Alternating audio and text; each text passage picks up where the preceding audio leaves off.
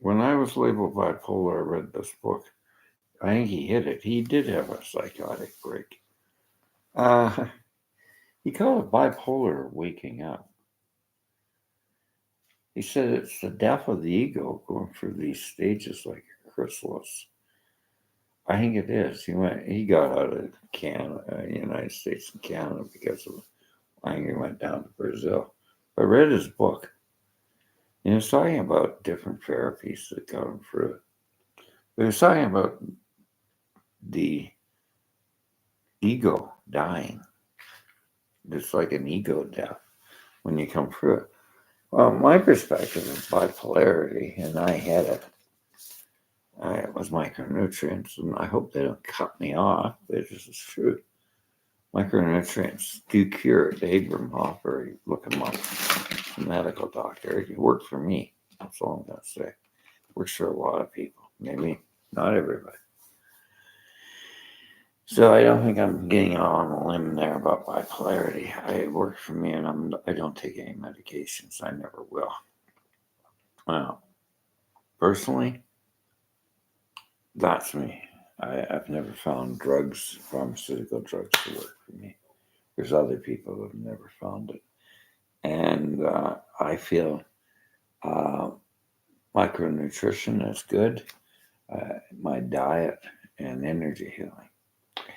Now, the way I look at this is, do you know how chakras work and your imbalances of your 7 major chakras?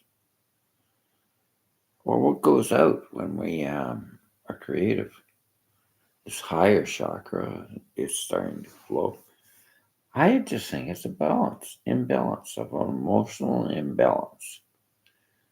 And when we do yoga or Reiki or energy healing, we can balance it out. I've seen people that, my girlfriends are bipolar, but they're highly creative and they're musicians. So, and artists, what is that? A lot of women have bipolarity. Think about hypersexuality. Women, what would that be? Sacral chakra out of balance, okay? And if it's coming into balance and rootment of the root chakra and bringing it up to the solar plexus, this is the soul chakra, the heart chakra, the throat chakra, kundalini, the third eye chakra, crown chakra. Right here is consciousness. And right up here is the star chakra. All on top of each other. The way I understand Kundalini energy is we're in like a pyramid system of around us. We are an energetic field of consciousness. And when we bring these chakratic zones together, and how many nadis are there? There's nadis, the secondary chakras. There's quite a few. So we don't absolutely know everything. But how do we balance them? Well, they're discovering essential oils help bring in the chakratic balance. Yin yoga, hand mudras. Like I do this in Kundalini Reiki. See how I got my finger? This is a Kundalini Reiki uh, root chakra ground. See my thumbs right there on top. I just grasp it like that. I breathe into it.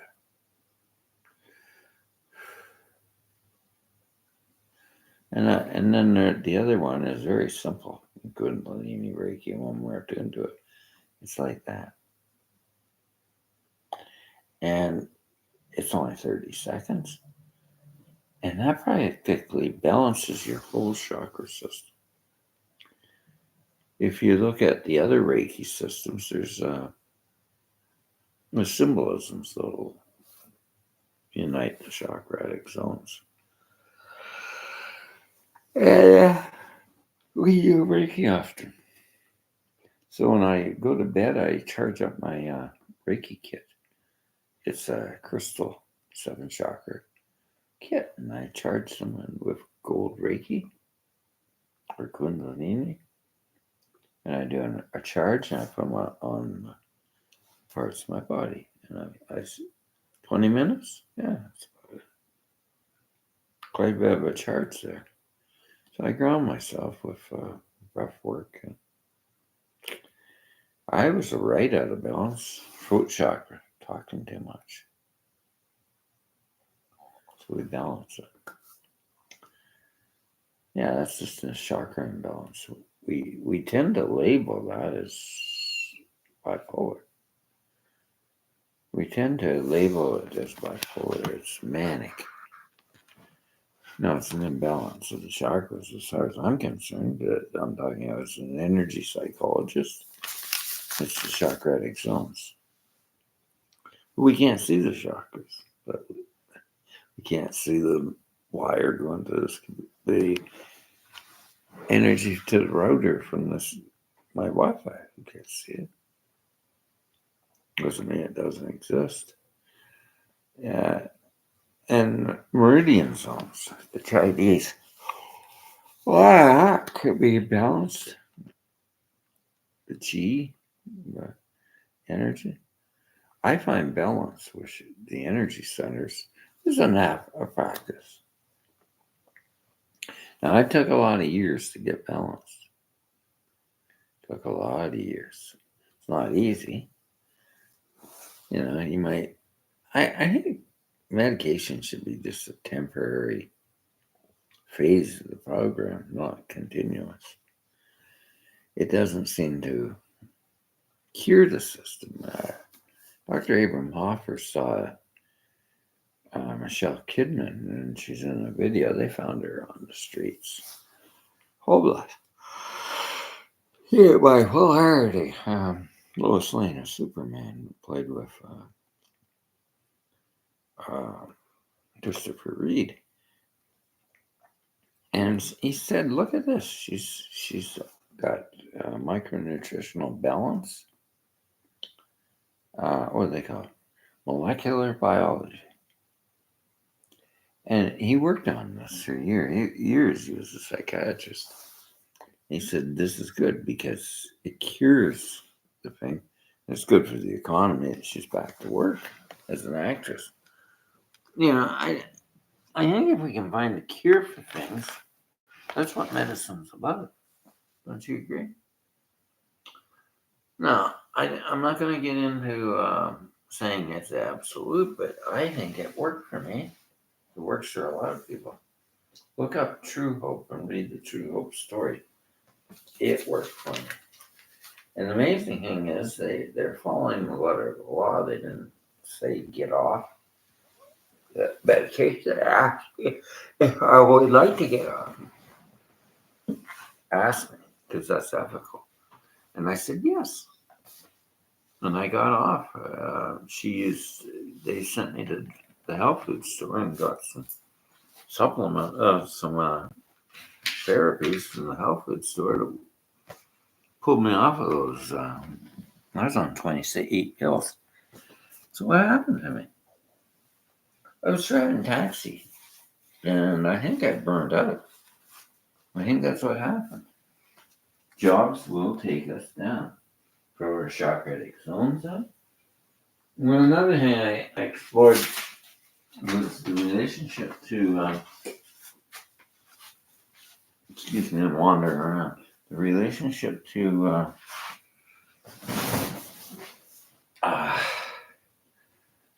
compound PTSD. They're discovering, psychiatrists are discovering now, the DSM tends to cross the line with PTSD, compound PTSD, and bipolarity. It's very similar. So I think the new psychiatric diagnosis, I have to look at the history of a person, not just pull out the DSM and look at symptomatic things. I think you look at the symptoms and it looks like a bipolar disorder. But I really suffered on that. And I went back and I'd come back to Collingwood where I had a lot of trauma. Going back west, and I'd say what I went through was exposure therapy. And I pulled them all out, and I had memories of everything from childhood. And most PTSD is laden, buried right down. There's a lot of things I'm discovering by post-traumatic stress. Dr. Galvin described this, and I saw a veteran with the same thing. Autoimmune disorders, lupus and arthritis. What's that from? PTSD. I haven't got a guarantee on that, but they claim it is. Autoimmune disorders. So we're finding mind-body connection in medicine now, in mental health. And it's a neurological study, and it's chemical, and it does cause autoimmune disorders. I had, what are some of the orders? I had osteoarthritis, all my feet. I really believe it was part of the compound PTSD. Another thing that discovered is generational trauma. This sounds like it's past life. No, it affects the DNA strand in the generations, and it adapts to the change in what they went through. So what was my generations? My generation was the Aboriginal Australian, the lost generation, you know. And I think I had a lot of that. But the doctor in Arizona said, if we can pull through all this, we are very resilient. It's like a vaccine. And it makes us resilient, very resilient to handle things better. Is it an awakening? Could it be awakening? Well, resilient, creative, emotionally intelligent is quite a far cry from manic depression. I think I'm getting there. I do have anger sometimes. But learning to forgive people, especially psychiatrists almost. I had so many pills in me. But he only did what he knew. We got a long ways to go. There's no absolutes in medical health and mental health. There's no absolutes at all. We're discovering all the time. There's a lot of proof into essential oils and how they work on the olfactory sense in the brain. It's science. From England and Scotland, I read. And it does work. It does. There's a neurological study on this.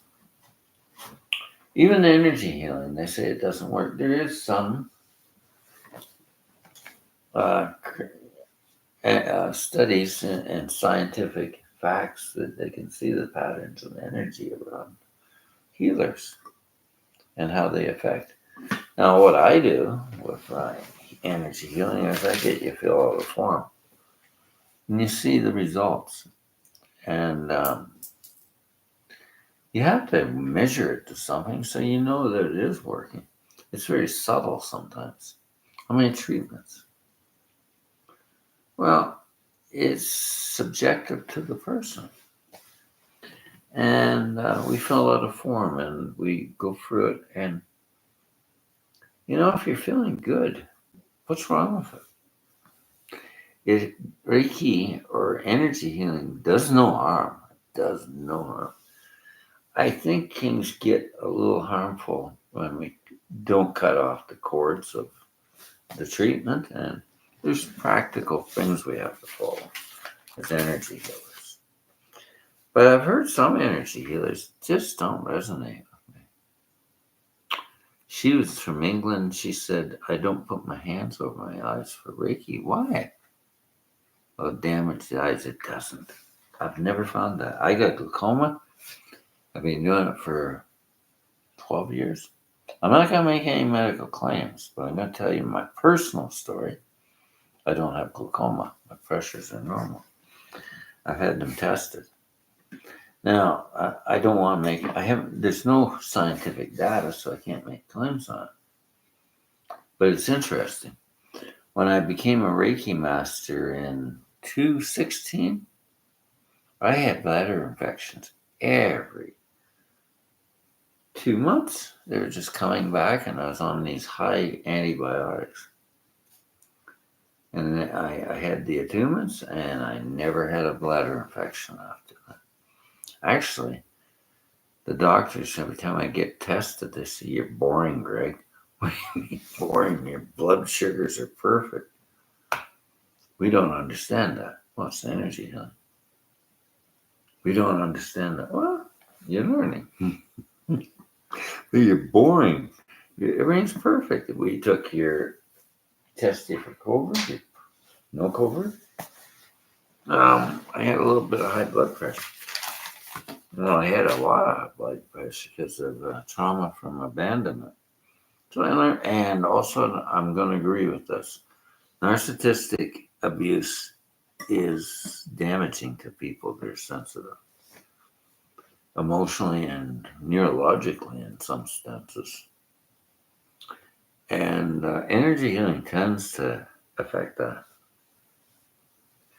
I feel it going in the brain when I do it. Yeah, and it goes into my brain. I can feel it. I've done it to patients, clients. Why is that going on my brain? Well, you need it, and sometimes it's a lot of energy. Let's talk about ki or reiki or chi or whatever you want to determine it as. It is powerful energy, and it goes to what's needed. It has its own intuition, its own intelligence. Like everything in the universe, it's a complete field of simple energy that just fits everything. So, what do I tell you? What the Buddha said, come on from. You don't have to believe in it, just try it. Don't be skeptical, and if it works, use it. If it doesn't, walk away. That's all you have to do. There's a lot of skeptics everywhere, and that's all right. But just try it. If things aren't working, try it. I know a woman tried it. I'm not going to make any medical claims, but this was her result. She told me she had 6 Reiki treatments.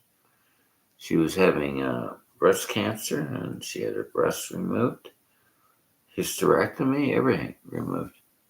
And it wasn't ending. So she went to a Reiki practitioner, and she doesn't have cancer now. She's cancer-free. And I'm not making claims. I'm just telling you what happened. We need research on this. And that's the problem. It's not research on it. But that's the way science works. But she's now in her 70s or 80s, and she's got a dog and lives a good life, and she's happy. And I've met a couple of women that get Reiki treatments every 2 weeks that got money. I said, why would you pay so much for a Reiki practice? I would drink it. I like wine, and I just waste it on wine because I got lots of money. And I've made a lot of money, and I look at these forms coming in, I write them out, and I see where I was a year ago, and I see progress. I feel good. She said, I'll spend money on that. Well, I was taking a life coaching course, and that's what she said. Women tend to get money and make big money for a while, and I'll buy that off the wall. I'll drink all the wine. They do get a little, well, every man does too, but it's a shift, a positive way to spend it. Good income, keeping well, and a good practitioner would be certified, licensed, and has forms. And he or she would send them out, and they fill them up. And then they see progress. This was you a year ago, and we have it on a chart, and we can see it. Just like a doctor does. Oh, you're doing well. And that makes them feel encouraged. And we know how many times we need to reschedule, or if we do, and it works very well because everybody's different. I generally think if you eat 6 treatments is a good start. 6 Reiki treatments would help to get you back in balance and manifest the things you want. So another thing I use Reiki for is life coaching. How's that work? All those stories that you've been told that are keeping you stuck.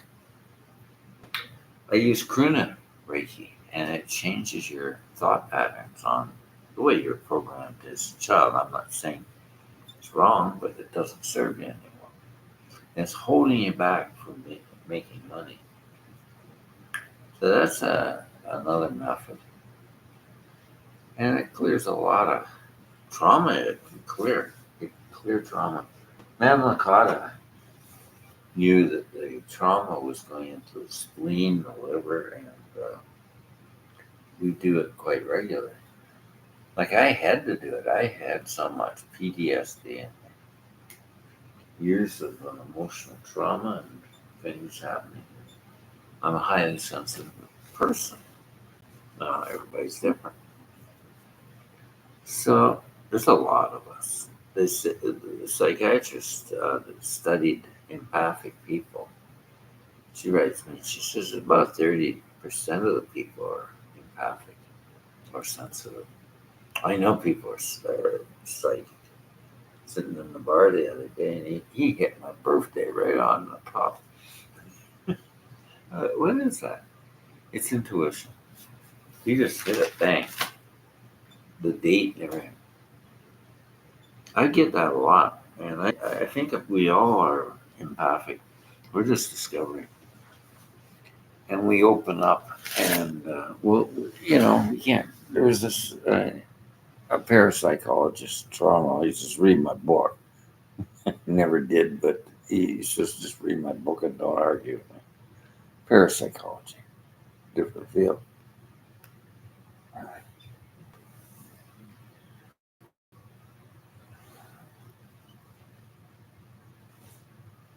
Well, I didn't shut off, just shared it. But end this broadcast. Good day.